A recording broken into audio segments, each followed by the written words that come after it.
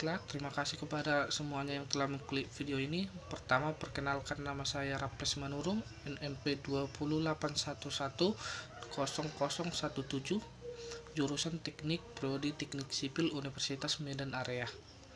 Di sini saya akan menjelaskan materi tentang fisika dasar yang mencangkup beberapa bagian, yaitu besaran dan satuan, vektor dan skalar, kinematika gerak, dinamika gerak, dan hukum Newton, dengan dosen mata kuliah yaitu Bapak Iksan Parinduri SSI MSI. Baiklah, kita akan menuju videonya. Selamat menyaksikan. Baik, kita mulai dengan bab 1, besaran dan sistem satuan. Fisika merupakan ilmu pengetahuan yang mempelajari benda-benda di alam, gejala-gejala, kejadian-kejadian alam, serta interaksi dari benda-benda di alam. Fisika merupakan ilmu pengetahuan dasar yang mempelajari sifat-sifat dan interaksi antar materi dan radiasi. Fisika juga merupakan ilmu pengetahuan yang didasarkan pada pengamatan eksperimental dan pengukuran kuantitatif atau metode ilmiah.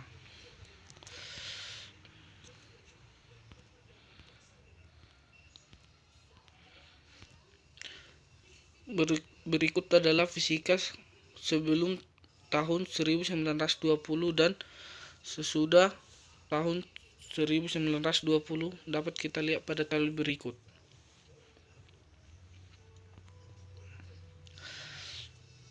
Baik, mari kita menuju bab, yaitu besaran dan satuan. Besaran adalah suatu yang dapat diukur atau dinyatakan dengan angka atau kuantitatif. Contohnya adalah panjang, massa, waktu, dan suhu.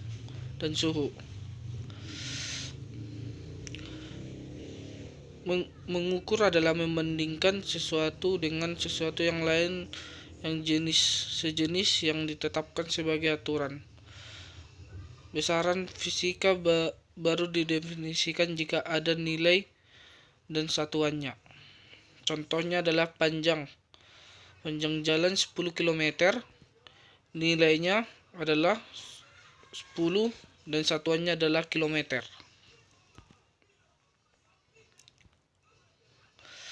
Satuan adalah ukuran dari suatu besaran yang ditetapkan sebagai satuan.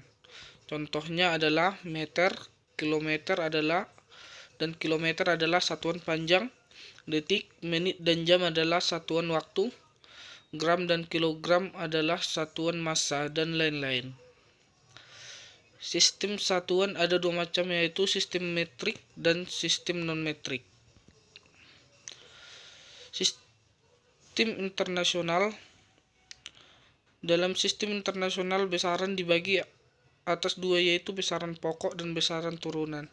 Besaran pokok ada 7 yang berdimensi dan 2 besaran pokok tak berdimensi. Berikut adalah besaran pokok yang berdimensi.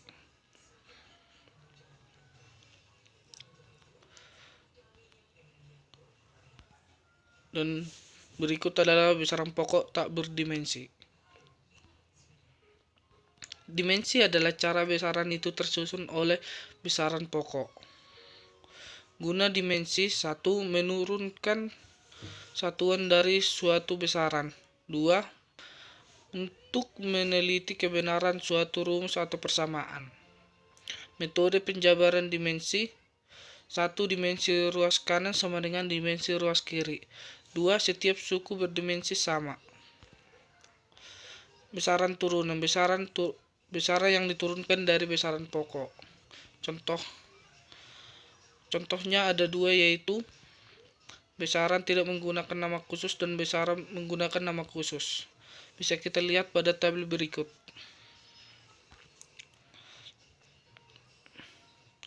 Besaran turunan dan dimensinya bisa kita lihat pada tabel berikut.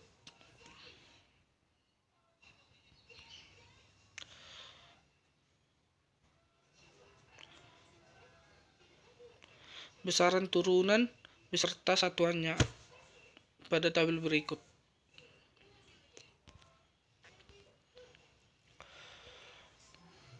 Faktor penggalu dalam sistem internasional dapat kita lihat pada tabel berikut.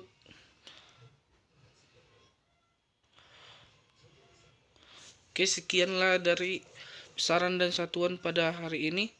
Kita menuju soal, kita bisa melihatnya pada PowerPoint berikut.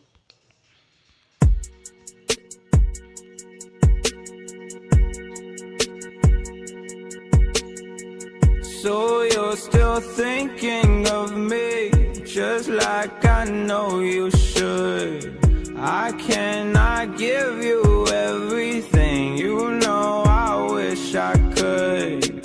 I'm so high at the moment, I'm so caught up. Baik, sekarang kita menuju bab 2 yaitu vektor. Sejarah vektor. Pada tahun 1837 Mobius mempublikasikan buku tentang statistika, di mana ia secara gamblang menyatakan ide tentang penyelesaian masalah besaran vektor bersama dengan dua sumbu koordinat. Objek dasarnya adalah segmen garis A dan B. Besaran skalar dan besaran vektor mempunyai sifat fisis, yaitu besaran skalar besaran yang cukup dinyatakan oleh besarnya saja, atau besar dinyatakan oleh bilangan dan satuan. Contohnya adalah waktu, suhu, volume, laju, dan energi. Dengan catatan skalar tidak tergantung dengan sistem koordinat. Besaran vektor merupakan besaran yang dicirikan dengan besar dan arah. Contohnya kecepatan, percepatan, dan gaya. Dengan catatan vektor tergantung sistem koordinat. Penggambaran dan penulisan notasi vektor. Pada gambar berikut kita melihat titik P adalah titik pangkal vektor dan titik Q adalah ujung vektor. Panjang PQ sama dengan besarnya atau besar vektor atau panjangnya. Dengan notasi kita dapat melihatnya pada berikut. Dengan catatan untuk selanjutnya, notasi vektor yang digunakan huruf tebal. Catatan dengan berikut adalah vektor sama jika arah dan besarnya sama. Berikut adalah vektor yang dikatakan tidak sama jika besar sama, arah berbeda.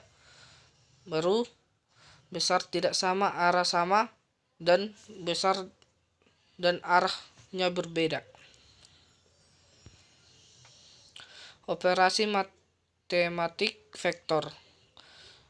Jumlah dan selisih vektor. Pada jajar genjang kita dapat melihatnya sebagai berikut. Besar vektor dapat dirumuskan dengan akar dari A kuadrat tambah B kuadrat tambah 2AB kosinus theta. Jika vektor A dan vektor B searah, maka hasilnya adalah R sama dengan A tambah B. Dan tetanya adalah 0, maka hasilnya adalah R sama dengan A tambah B. Dan selanjutnya bisa kita lihat dalam PowerPoint berikut ini. Pada segitiga juga begitu, kita bisa melihatnya poligon atau segi banyak, kita dapat melihatnya juga pada PowerPoint ini. Baik, selanjutnya vektor diuraikan atas komponen-komponen sumbu X dan sumbu Y. Mari kita lihat pada contoh berikut dan mari kita lihat pada rumusnya. Kita dapat melihat rumusnya pada PowerPoint ini.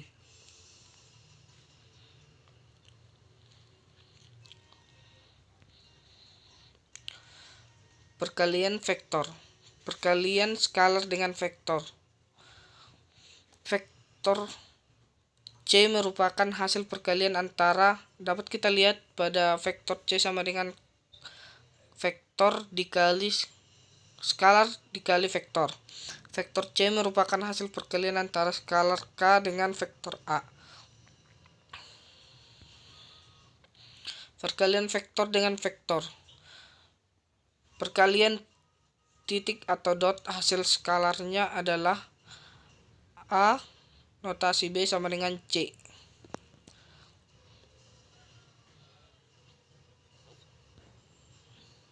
Sifat-sifat perkalian titik atau dot adalah berikut.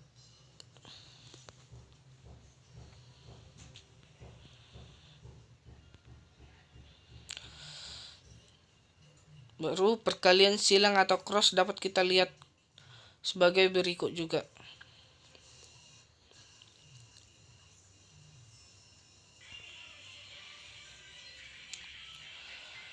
Vektor satuan adalah vektor yang besarnya satuannya sebagai berikut.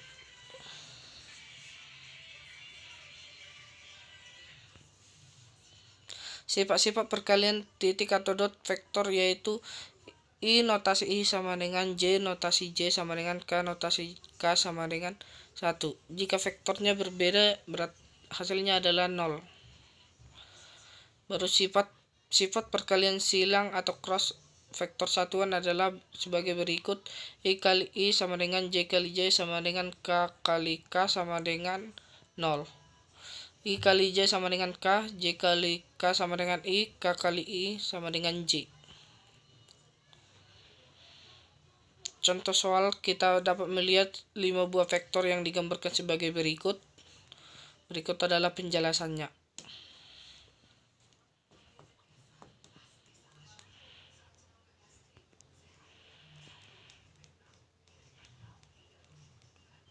Berikut adalah contoh soal yang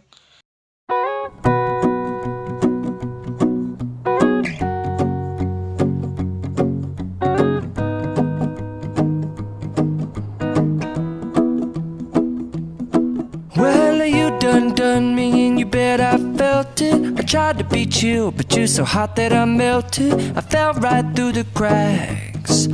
Now I'm trying to get back before the cool done run. Baik, kita menuju ke kinematika gerak lurus. Suatu benda dikatakan bergerak bila kedudukannya selalu berubah terhadap suatu acuan. Ilmu yang mempelajari gerak tanpa mempersoalkan penyebabnya disebut kinematika. Gerak lurus disebut juga sebagai gerak satu dimensi.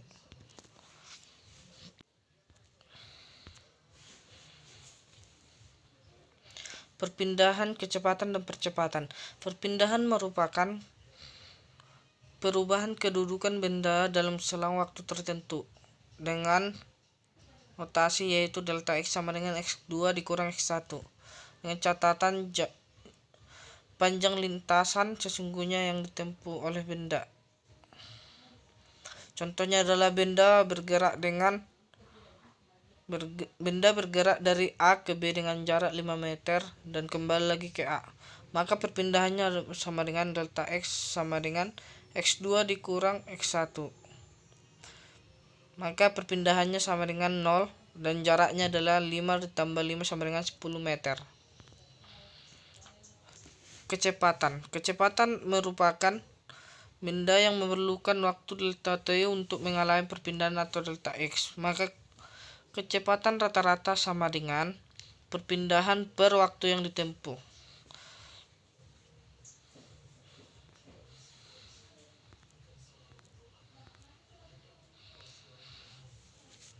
Dengan catatan bila benda memerlukan waktu untuk menempuh jarak, maka kelajuan rata-rata sama dengan jarak total yang ditempuh per waktu yang diperlukan atau sama dengan V sama dengan X per T.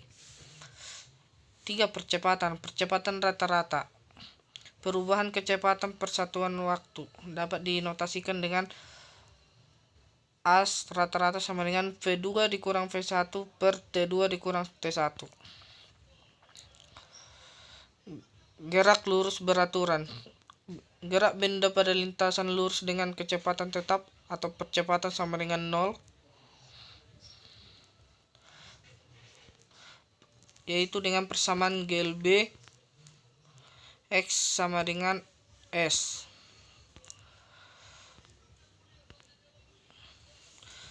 Dengan notasi yaitu X sama dengan V dikali T, dan V sama dengan S per T, dan T sama dengan S per V. Gerak lurus beraturan berubahan. Gerak suatu benda pada lintasan lurus tersebut titik acuan tertentu dengan percepatan tetap atau konstan.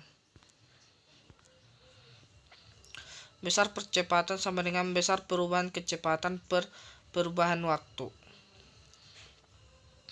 Percepatan ada dua macam, yaitu percepatan bila A positif lebih besar dari 0, B perlambatan bila A negatif A lebih kecil dari 0.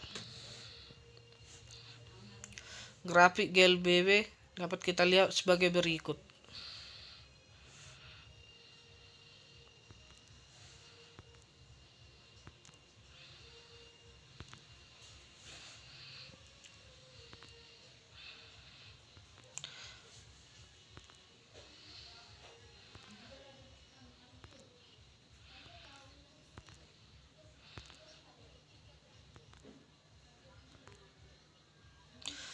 Dari grafik VT, jarak yang ditempuh benda S sebagai berikut.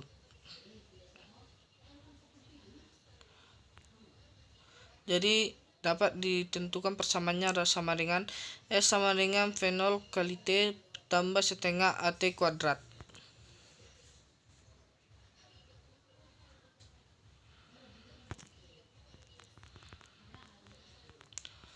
Dari VT sama dengan V0 tambah AT, jika disubstitusikan maka akan menghasilkan persamaan VT kuadrat sama dengan V0 kuadrat tambah 2 AS. Persamaan GLBB, di mana VT sama dengan kecepatan akhir benda, V0 dengan kecepatan awal benda, A percepatan benda, S perpindahan benda, T waktu.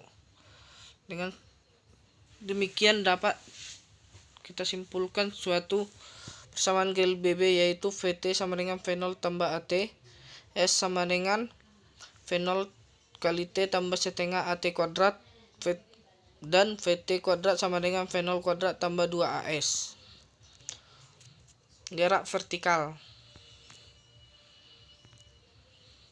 Gerak jatuh bebas. Gerak jatuh bebas adalah gerak suatu benda ke bawah karena gaya gravitasi tanpa kecepatan awal.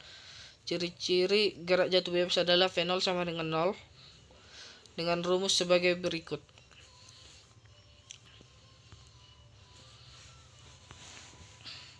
Gerak vertikal ke bawah. Gerak vertikal ke bawah adalah gerak suatu benda ke bawah dengan kecepatan awal, dan ciri V0 tidak sama dengan 0. Dengan rumus gerak vertikal ke bawah adalah sebagai berikut.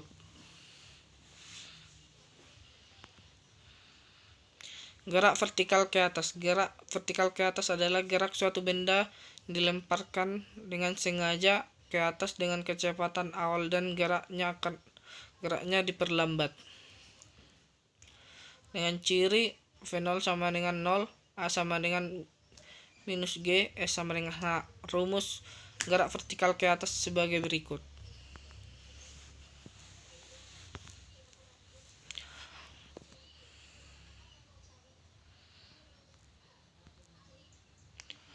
Hal-hal yang penting dalam gerak vertikal ke atas adalah sebagai berikut.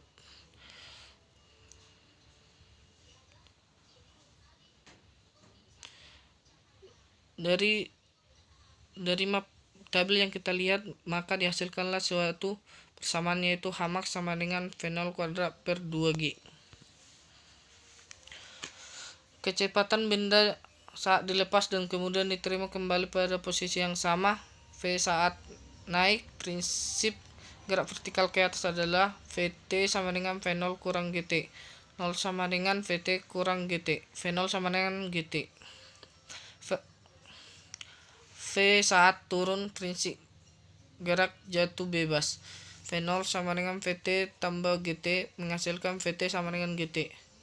V0 sama dengan Vt, yaitu sifat simetris gerak vertikal.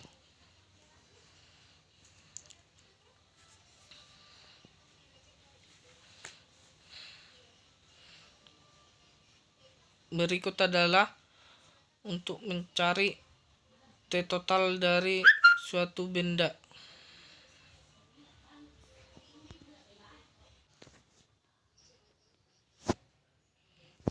Baik, sekarang kita ke dinamika gerak. Pengertian dinamika gerak adalah cabang ilmu yang mempelajari tentang gerak beserta penyebabnya. Penyebab benda bergerak bisa dikarenakan beberapa hal. Bisa disebabkan karena dorongan dan bisa juga disebabkan tarikan. Hukum 1, 2, dan 3 Newton. Hukum 1 Newton berbunyi, suatu benda yang diam akan tetap diam, dan suatu benda yang bergerak akan tetap bergerak dengan kecepatan tetap atau konstan pada lintasan lurus, kecuali jika ada gaya luar yang bekerja terhadap benda tersebut. Dari hukum tersebut, maka diperoleh gaya yang bekerja pada benda sama dengan 0. Hukum 2 Newton berbunyi, yaitu jika resultan gaya yang bekerja pada suatu benda tidak sama dengan 0, benda akan bergerak dengan kecepatan yang besarnya sebanding dengan resultan gayanya dan berbanding terbalik dengan massa kelembabannya. Dengan rumus dapat kita lihat sebagai berikut.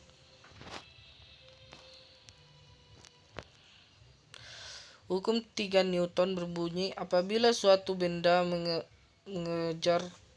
mengejarkan gaya atau gaya aksi kepada benda yang lain, benda kedua akan mengejarkan gaya atau gaya reaksi pada benda pertama yang besarnya sama dan arahnya berlawanan. Dapat disimpulkan dengan V aksi sama dengan min V reaksi. Tanda menunjukkan min menunjukkan arah gaya yang berlawanan. Berat merupakan gaya gravitasi yang bekerja pada suatu benda. Massa suatu benda besarnya selalu tetap dimanapun benda tersebut. Maka dapat disimpulkan berat atau W sama dengan massa dikali gravitasi. Hukum gravitasi Newton. Hukum tarik-menarik gravitasi Newton dalam bidang fisika berarti gaya tarik untuk saling mendekati suatu benda. Dapat dinotasikan sebagai berikut.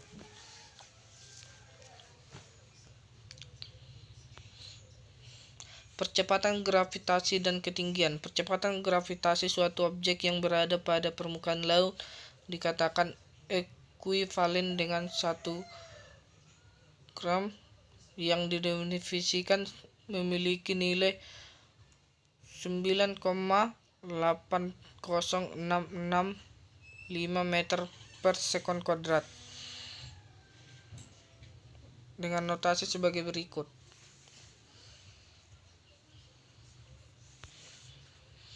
Gaya merupakan dorongan atau tarikan yang mempercepat atau memperlambat suatu benda. Gaya normal adalah gaya yang bekerja pada bidang yang bersentuhan antara dua permukaan benda yang arahnya selalu tegak lurus dengan bidang sentuh.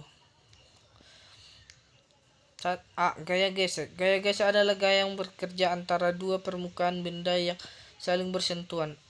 Arah gaya gesek berlawanan dengan kecenderungan arah gerak benda. Gaya gesek statif dapat disimpulkan dengan Vs sama dengan μs dikali N. Dengan gaya gesek kinetik dapat disimpulkan dengan Vk sama dengan μk dikali N.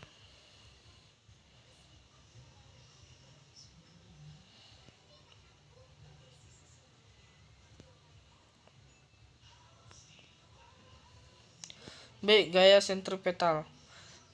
Sebuah gaya yang menyebabkan gerak di jalur yang melengkung disebut dengan gaya sentrifugal. Dapat dinotasikan sama dengan Fs sama dengan M kali V kuadrat per R.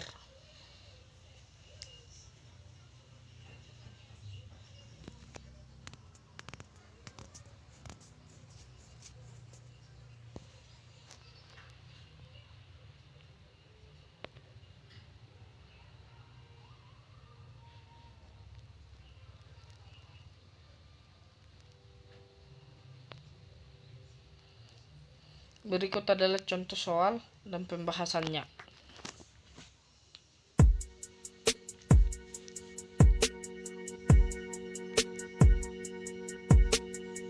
So you're still thinking of me, just like I know you should. I cannot give you everything, you know I wish I could. I'm so high at the moment, I'm so caught up in this. Yeah, we're just young, dumb and broke, but we still got love to give while we're young, dumb. Young, dumb and broke, young. Hukum Newton. Hukum Newton dikemukakan oleh Isaac Newton pada tahun 1643 sampai 1727. Mempublikasikan hukum geraknya dan merumuskan hukum gravitasi universal. Hukum Newton 1 berbunyi yaitu setiap benda akan tetap dalam keadaan atau bergerak sepanjang garis lurus dengan kecepatan konstan, kecuali benda itu dipengaruhi gaya untuk mengubah keadaannya. Hukum 2 Newton yaitu percepatan yang dihasilkan oleh resultan gaya dengan bekerja pada setiap benda berbanding lurus dengan resultan gayanya, secara dengan gaya dan berbanding berbalik dengan massa benda. Hukum Newton ketiga ya, jika dua benda berinteraksi maka gaya pada benda satu sama dengan dan berlawanan arah dengan gaya benda lainnya. Macam-macam gaya. Untuk sistem dua benda titik terdapat gaya-gaya yaitu gaya interaksi dan gaya kontak. Gaya interaksi, gaya yang ditimbulkan oleh suatu benda pada benda lain walaupun letaknya berjauhan. Macam-macam gaya kontak yaitu gaya gravitasi, gaya listrik, gaya magnet. Definisi medan, ruang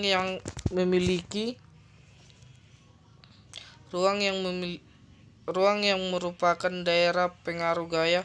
Akibatnya benda-benda yang berada dalam suatu medan atau medan gravitasi, medan listrik, dan medan magnet akan menderita gaya atau gaya gravitasi, gaya listrik, dan gaya magnet. Gaya kontak, gaya yang terjadi hanya pada benda-benda yang bersentuhan. Macam-macam gaya kontak adalah gaya gravitasi, gaya listrik, dan gaya magnet. Gaya normal, gaya reaksi dari gaya berat yang dikerjakan benda terhadap bidang tempat benda terletak, atau benda melakukan aksi, bidang melakukan reaksi. Arah gaya normal N selalu tegak lurus pada bidang. Dapat kita perhatikan pada gambar berikut dan keterangannya sebagai berikut.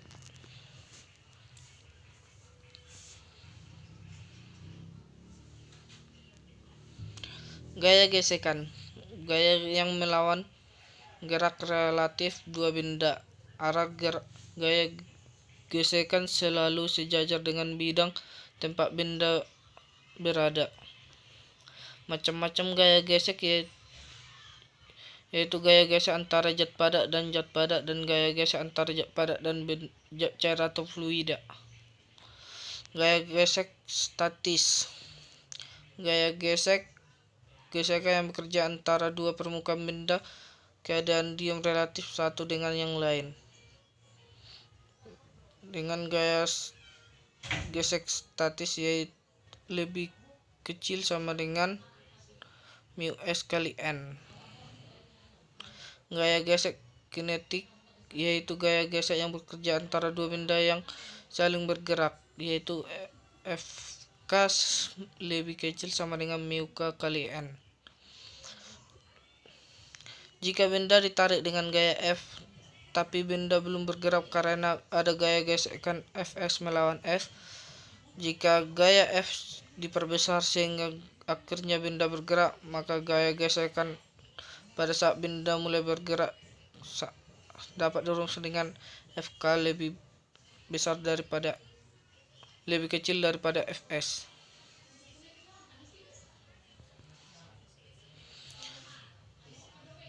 Kemungkinan jika Fk lebih besar daripada Fs, maka benda diam.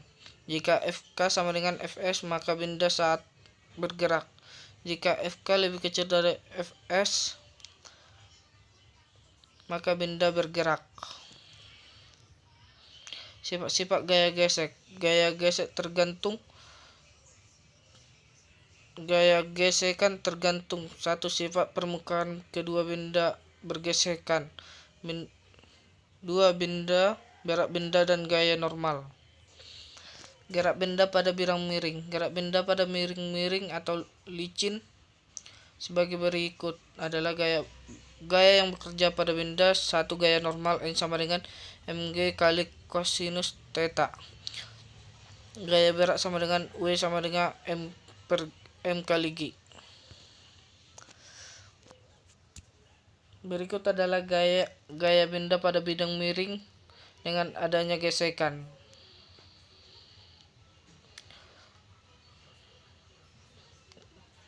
Dapat kita lihat pada gambar dan dapat kita lihat notasinya sebagai berikut.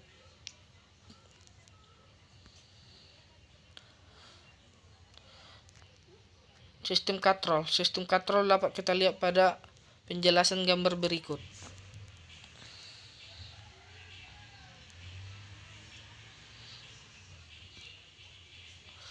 Gaya yang bekerja pada benda pada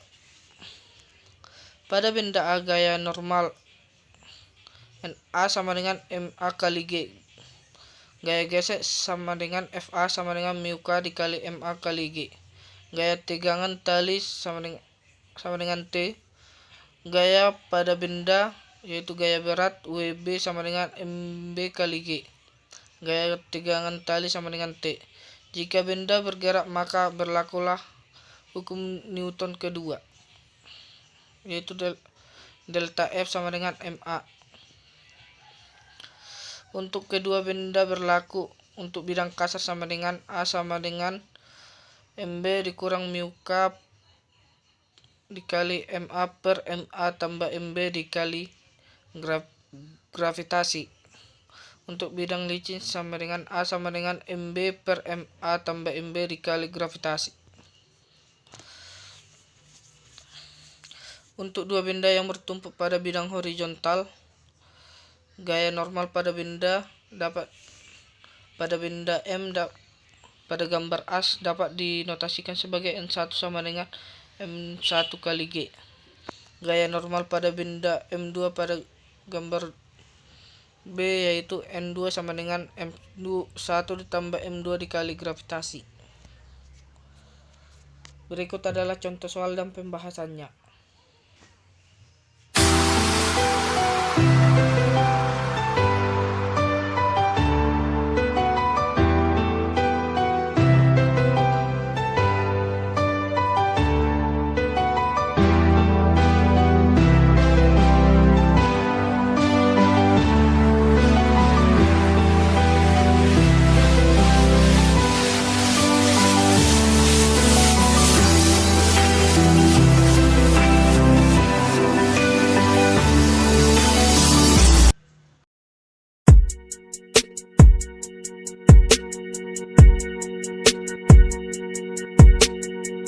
So you're still thinking of me, just like I know you should. I cannot give you everything, you know I wish I could.